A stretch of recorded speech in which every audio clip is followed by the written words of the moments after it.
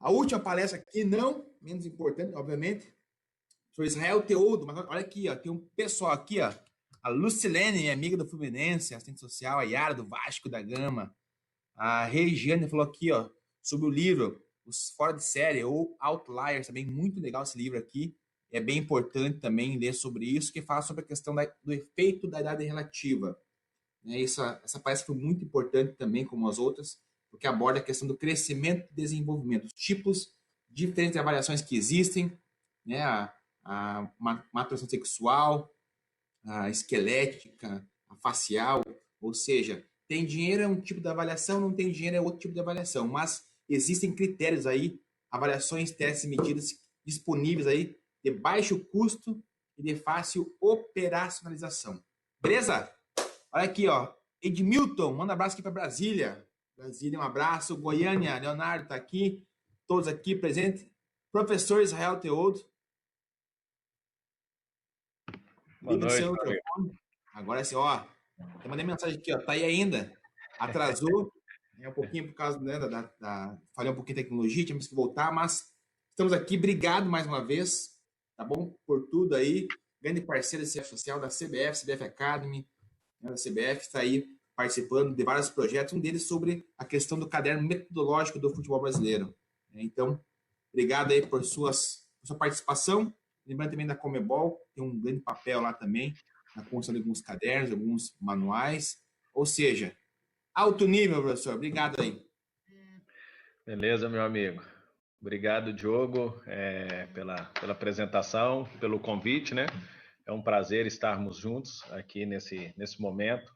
Realmente, acho que é um momento importante do futebol brasileiro, porque a gente tem visto aí o verdadeiro desenvolvimento, pessoas buscando informações de qualidade, né, para a gente poder discutir pontos que são realmente importantes para o desenvolvimento do futebol. Eu queria, antes de começar a minha fala aqui, parabenizar, né, você e a Eliane por estar à frente desse trabalho de hoje, né, levando a diferentes pessoas. Você disse mais de 5.000 pessoas se inscreveram, né, já teve pico aqui de quase 2.000 pessoas acompanhando.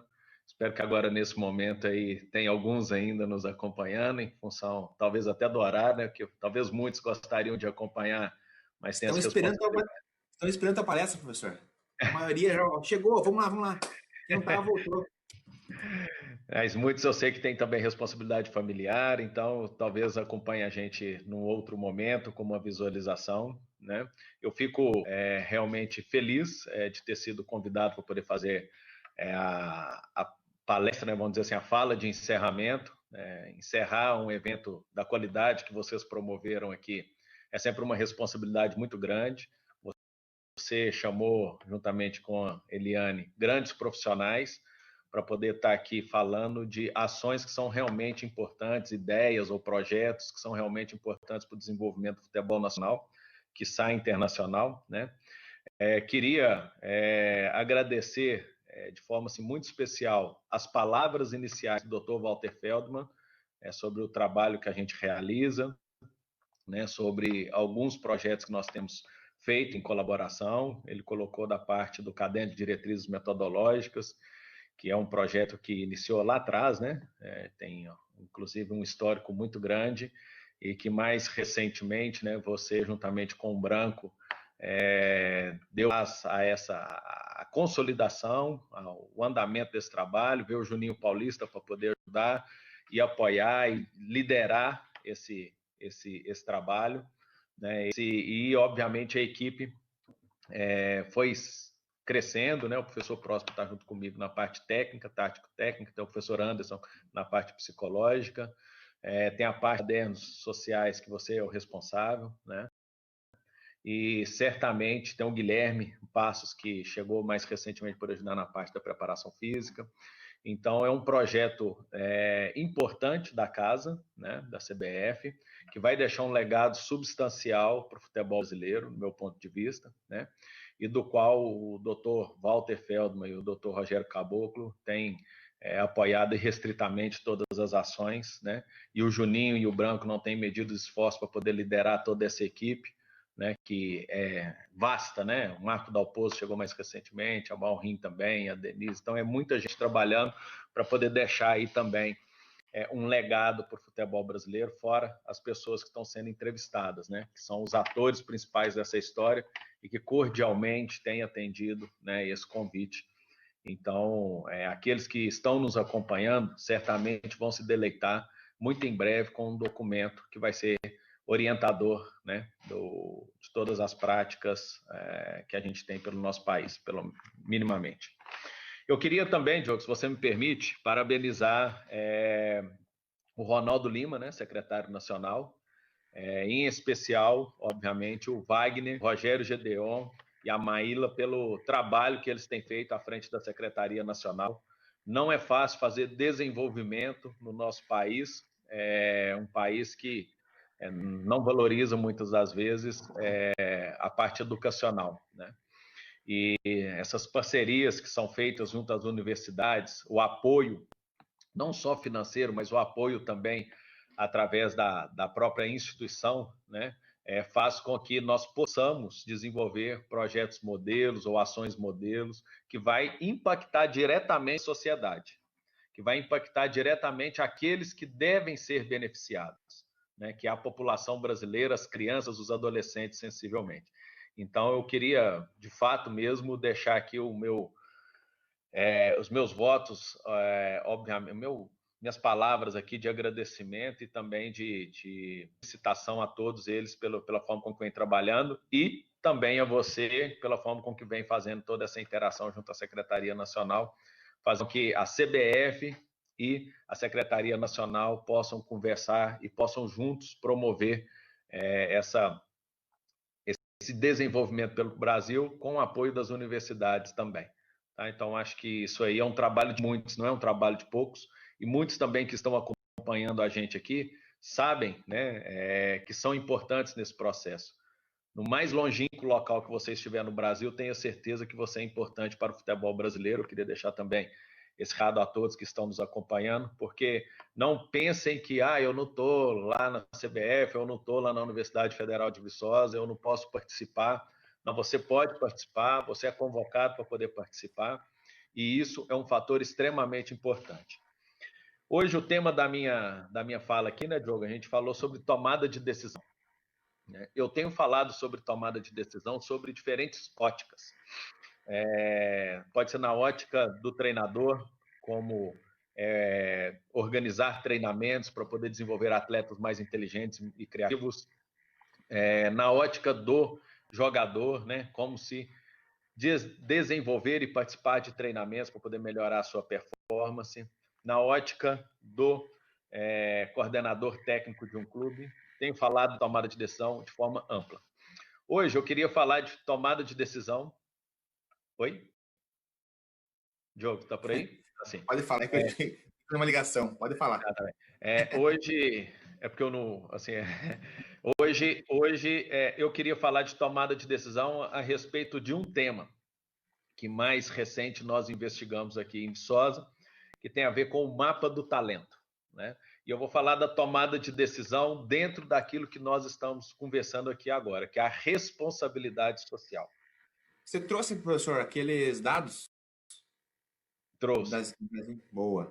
Vou comentar aqui agora, porque, de fato, é dessa tomada de decisão que eu gostaria de falar. Eu acho que aqui é um fórum, né, é um momento importante. As pessoas que você reuniu aqui hoje são pessoas que são importantes nesse contexto, e eu acho que as ações em conjunto de todos nós, não nós somente as pessoas convidadas aqui, mas também as pessoas que estão nos assistindo, vai ser muito importante para que a gente possa entender melhor esses dados e possamos desenvolver ações importantes para a melhoria do futebol brasileiro, para a oportunização de crianças, adolescentes, né, e para uma melhor organização do nosso processo. Então, mais recentemente, nós fizemos uma pesquisa replicando um estudo que nós publicamos em 2013 no Núcleo de Pesquisa e Estudos em Futebol, aqui na Universidade Federal de Viçosa, do qual nós pegamos uma amostragem de jogadores que disputaram o Campeonato Brasileiro da Série A.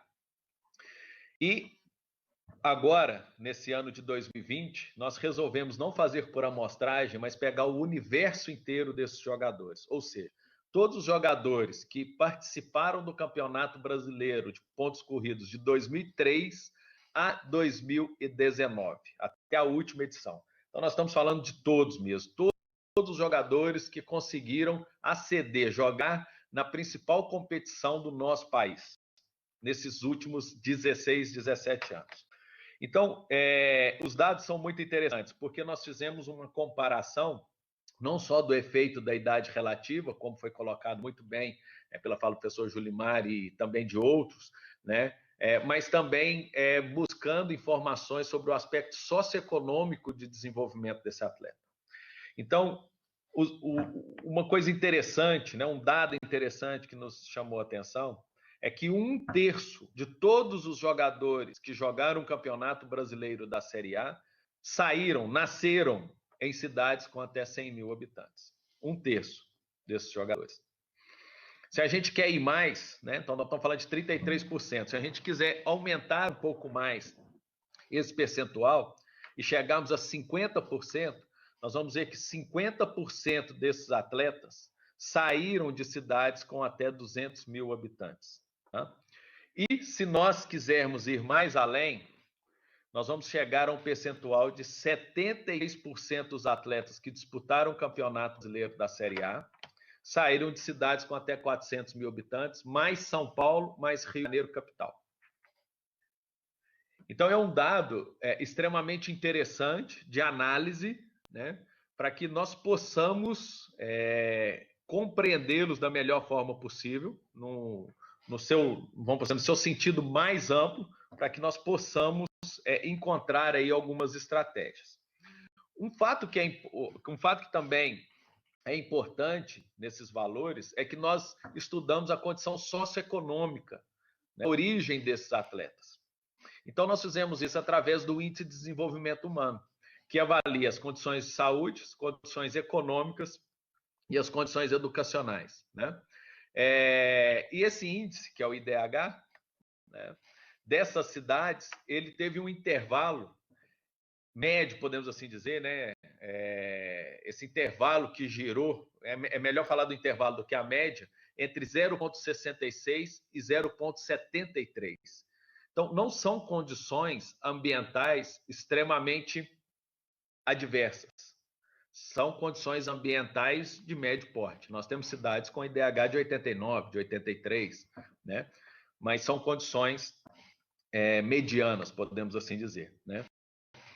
E se a gente quiser fazer um filtro ainda maior, nós podemos ainda encontrar diferenças por posição, porque existem cidades que se mostraram mais propícias ao desenvolvimento de meias ou de defensores do que goleiros e atacantes, por exemplo, né? Cidades com um perfil socioeconômico que propicia melhor o desenvolvimento de defensores ou atacantes.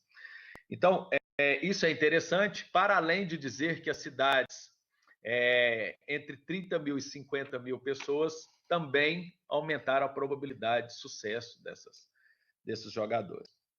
Vamos pensar aqui em termos de estado, né? Que também é um outro dado muito interessante.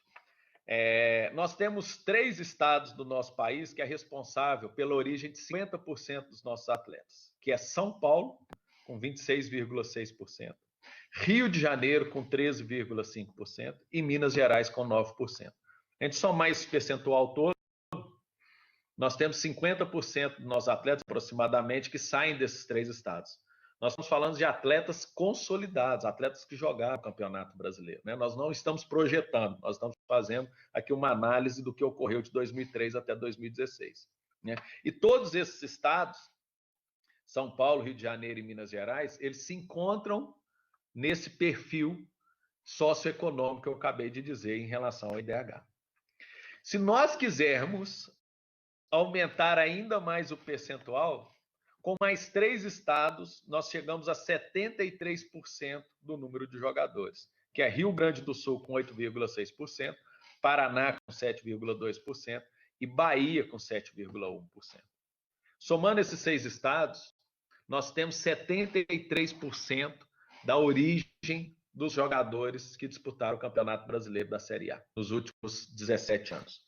Né? E somente um estado, desses 6 que eu citei, que é a Bahia, não se encontra dentro desse intervalo do IDH, ou seja, tem condições socioeconômicas um pouco adversas, né, em relação aos demais. Né? E também, se nós quisermos fazer isso por posição, nós vamos encontrar que todos esses jogadores, defensores, meias e atacantes, estiveram dentro desse intervalo de IDHs.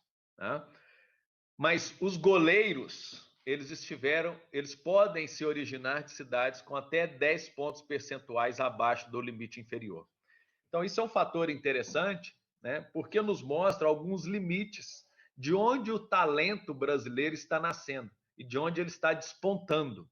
Né? A gente tem, pelos clubes, né, várias estratégias de busca do talento, de identificação do talento. Né? Muitos deles vão andando pelos estados. Alguns clubes não têm muita disponibilidade financeira para poder fazer, ou às vezes até rede de contato para poder fazer essa captação, mas eu acredito que esses dados aqui nesse sentido podem ainda, né, auxiliar mais no emprego, no efetivo emprego financeiro do recurso. Né? Para além disso, esses dados mostraram para a gente que cidades com IDH abaixo de 0,28 e população abaixo de 1.350 pessoas não tinham nenhuma hipótese de ter jogadores que jogaram o Campeonato Brasileiro da Série A. É um extrato de tempo muito grande, 17 anos, né? Então, e nós estamos trabalhando com todos os jogadores, isso de fato traz para a gente um dado realmente interessante. Por que eu digo isso? Por várias razões. Né? Na ótica do clube, como eu já disse, né, nós podemos pensar na análise desses dados no processo de identificação, captação do talento e, obviamente, no emprego do recurso financeiro de forma mais efetiva. Mas eu também queria aqui dizer, em função da temática do nosso encontro de hoje, né, a visão de uma outra ótica. Se nós estamos com 6 estados representando 73% dos nossos jogadores, significa que nós temos muitos outros estados com uma participação muito pequena. Né? De repente, nós temos uma mina de ouro que está sendo muito mal. Mina de ouro, entre aspas. Entendam o que eu estou querendo dizer, estou tentando querer dizer da melhor forma possível. Tá? Porque o futebol é um esporte no nosso país que permite, né, a muitas pessoas a ascensão cultural, social, econômica, né, para além da esportiva. Então, pensar nessa oportunização à criança ou adolescente, né, é também fazer desenvolvimento no nosso país, no meu ponto de vista. Né? Então, nós temos aqui vários estados que talvez esteja com o seu processo de desenvolvimento do talento ainda em fase latente, ou em fase de necessidade de apoio. Tá? Por que eu digo isso? Porque esses dados que nós coletamos na origem, ou seja, quando esse atleta nasceu, no hospital que ele nasceu. Né? Não onde ele treinou, é no hospital em que ele nasceu, na origem, na família que ele nasceu, na cidade que ele nasceu. E depois esse dado que nós temos, ela até mostra uma migração desses atletas em determinado momento da formação esportiva dele para os grandes centros. Né? Mas o que esses dados parecem indicar, né, pelo menos à primeira vista, é que os primeiros anos dessas crianças, em termos de acesso à atividade esportiva, né, acesso à atividade motora, ele é determinante para a sequência da sua carreira. E aí, a questão que eu gostaria aqui de levantar é o que nós estamos fazendo para essas crianças do 0, vou colocar assim 0, mas a gente poderia colocar outras idades, dos 0 anos de idade até 11, 12 anos de idade. Essa é uma idade que me preocupa muito, em função desses dados, né, e em função do que nós podemos fazer. E aí eu gostaria de ressaltar, né, uma ação importantíssima liderada por você, Diogo, e apoiada também de forma irrestrita pela direção da CBF, que é a licença S, que é uma licença social que, de fato, vai levar até os diferentes profissionais que trabalham nessas áreas que talvez seja muito difícil a gente chegar via formação presencial, né, ou formação regular, como está sendo ofertada hoje, mas que necessitam de ter algum tipo de informação, né, para que possa ser feito um trabalho de formação esportiva adequado. A gente sabe que, infelizmente, os trabalhos de alfabetização motora, podemos assim dizer, nas escolas, no ensino infantil, no ensino fundamental, no nosso país, estão aquém da possibilidade que a gente necessitaria, né? A gente poderia ter um trabalho um pouco mais qualificado, até em função da inserção do profissional de educação física nessas fases importantíssimas da formação motora e cognitiva da criança, né, para atividade física, mas infelizmente a gente não tem essa condição, até mesmo por legislação no nosso país, mas seria um fato também a ser discutido nas instâncias, né, porque qualquer livro que nós formos estudar sobre desenvolvimento motor e cognitivo da criança, né, vai mostrar que há muitas fases latentes ali por volta da educação infantil e do qual, infelizmente, a nossa população, a população brasileira, ela não está assistida adequadamente, né? O que é de fato uma pena, porque leva ou não leva, mas restringe, né, o acesso à criança e ao adolescente a uma oportunidade futura.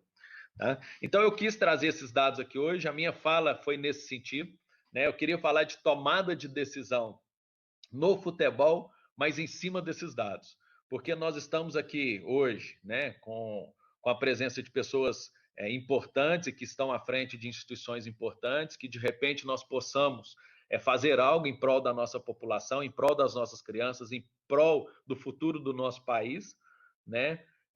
Ofertando, de repente, ou canalizando ações para esses estados onde ainda há uma necessidade, que não significa que esses estados que estão tendo a oportunidade ou que estão fazendo um trabalho que nesse momento tem um impacto maior na formação, não requeiram também uma atenção, acredito que sim, né? Há alguns fatores aqui de análise desses dados que têm a ver, obviamente, né, com a oportunização que esses estados oferecem, né, o sistema competitivo que existem nesses estados, a forma com que o esporte está organizado dentro das federações e também dentro das instituições que promovem o esporte, mas nós precisávamos, de certa forma, alargar esse debate junto às diferentes instituições do nosso país para que a gente pudesse oportunizar todas as nossas crianças, a todos os nossos adolescentes, nas idades mais baixas, o acesso ao desenvolvimento esportivo, mas eu repito, o futebol no nosso país não é só esportivo, ele é cultural, social e econômico. E a gente sabe o poder, né, que nós temos aí com os nossos atletas, ex-atletas, o quanto que a gente pode educar as pessoas também através do futebol e do esporte. Então, essa é a minha contribuição para esse momento. Queria mais uma vez agradecer o convite, Diogo, e ficar à disposição. Muito obrigado, meu amigo. Professor, brigadão. Números importantíssimos, né? Que isso tem tudo a ver com a questão do desenvolvimento. Literalmente o mapa do talento. O nome é perfeito, né? E eu já tive a oportunidade já de ir para vários estados no Brasil. E tem muita gente boa, professor Israel, muita gente fera que estuda, que quer estudo, tem projetos organizados, que planeja as aulas, mas a grande questão é que eles estão ilhados, né? Às vezes não conseguem ter uma conexão. Então, por isso que o webinar, por exemplo, é algo bem importante ver que relatos tem pessoas de todo lugar do Brasil, todos os lugares do Brasil aí participando. E a CBF Social tem esse papel aí de ir até os lugares, né, que não é tão fácil acesso. Eu tenho ideias, por exemplo, assim, já tentamos fazer um projeto uma vez. A ideia é percorrer o interior do estado do Ceará, levando aí festivais e seminários. Acabou que não deu certo, mas mais tipo Iguatu, Quixadá, Quixeramobim, Juazeiro, então algumas cidades assim que vai no interior dos estados. E realmente a CBF tem essa preocupação e não está somente olhando assim, realmente, não, nós estamos trabalhando mesmo. Tem vários projetos aqui em andamento que vai para todos os estados, para todos os estados do Brasil, se possível. Outro projeto legal, né, professor Israel, que a gente quer fazer em conjunto, que é o Censo Nacional de Escolas de Futebol. Está pronto a ideia, né? Então vamos fazer aí parceria, vamos tirar do papel mais um dos projetos aí, né, professor? Tem muitas coisas em andamento, mas grandes projetos para o futuro também. Zé, obrigado. Você é uma referência aqui.